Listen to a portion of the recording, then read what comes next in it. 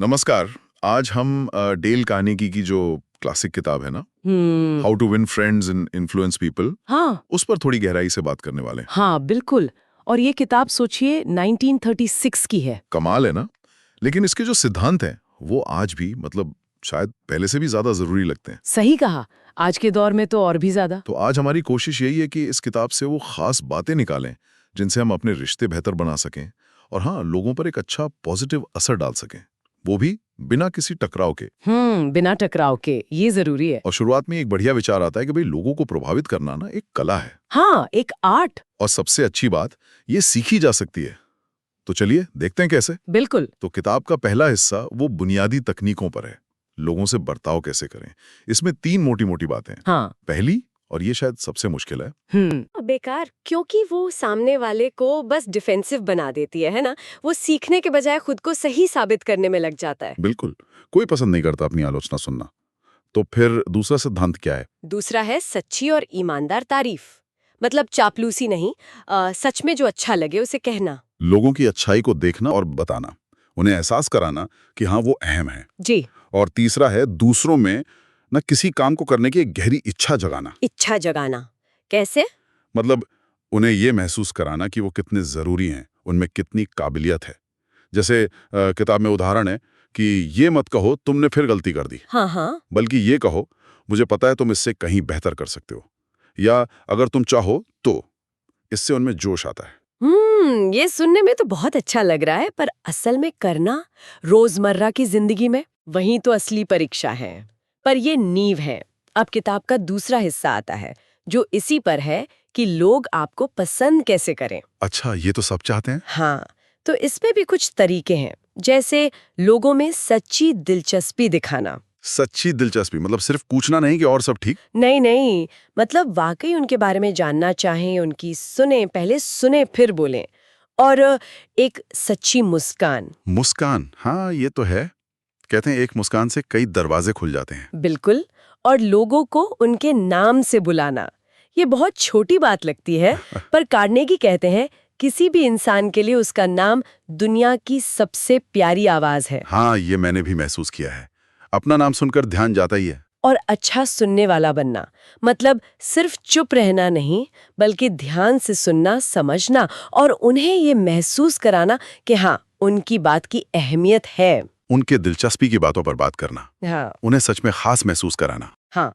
वो कार्नेगी का एक कोट है ना कि आप दूसरों में दिलचस्पी देके 2 महीने में उतने दोस्त बना सकते हैं जितने आप दूसरों को खुद में दिलचस्पी दिलाने की कोशिश करके 2 साल में नहीं बना सकते। हाँ, ये बहुत पावरफुल बात है। बिल्कुल।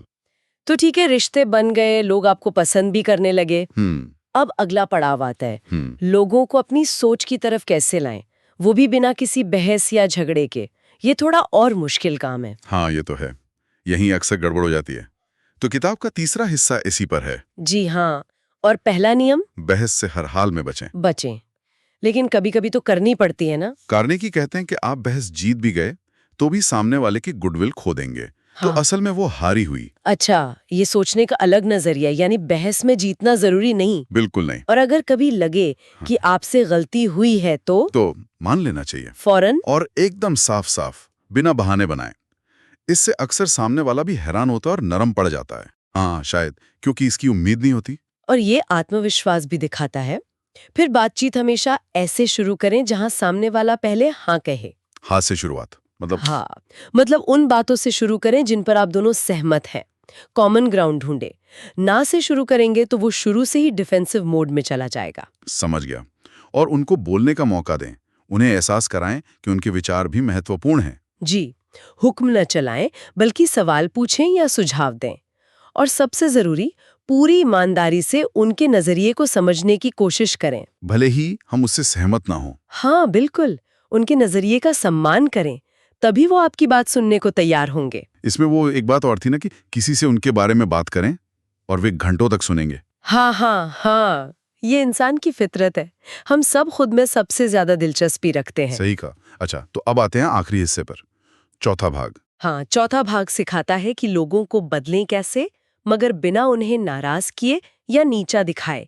ये असल में लीडरशिप की कला है। हाँ, लीडरशिप, ये तो बहुत ही काम की चीज है। तो इसका क्या तरीका है? सीधी आलोचना से तो बचना ही है, जैसा हमने पहले कहा। बिल्कुल। सीधी आलोचना से बचें।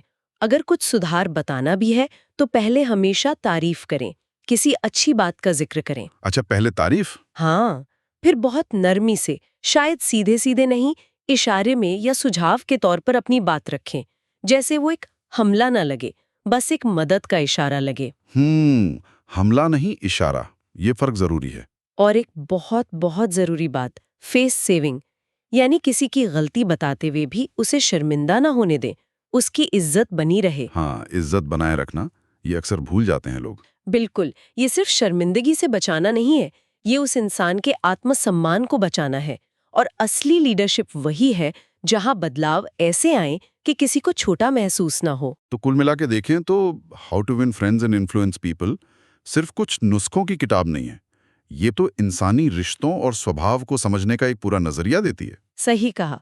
और ये सिद्धांत सिर्फ काम की जगह पर नहीं, अपनी निजी जिंदगी में, परिवार में, दोस्तों के साथ हर जगह लागू होते हैं। ये वाकई रिश्तों को गहरा और बेहतर बना सकते हैं। बिल्कुल। और बस एक बात सोचने के लिए छोड़ जाते हैं हम, हाँ, कि ये सब जानने के बाद क्यों ना अगले सिर्फ 24 घंटे के लिए सिर्फ एक सिद्धांत, कोई भी एक, जो सबसे ज्यादा अपील करे, उसे पूरी ईमानदारी से अपनाने की कोशिश करें। जैसे शायद सिर्फ सच्ची तारीफ करना या आलोचना से पूरी तरह बचना। हाँ, कोई भी एक। और फिर देखें कि आपकी बातचीत में, आपके रिश्तों में उस छोटे से बदलाव से क्या फर्क पड़ता है। ये देखना बड़ा दिलचस्प हो सकता है। हाँ, सोचने वाली बात है। बहुत दिलचस्प।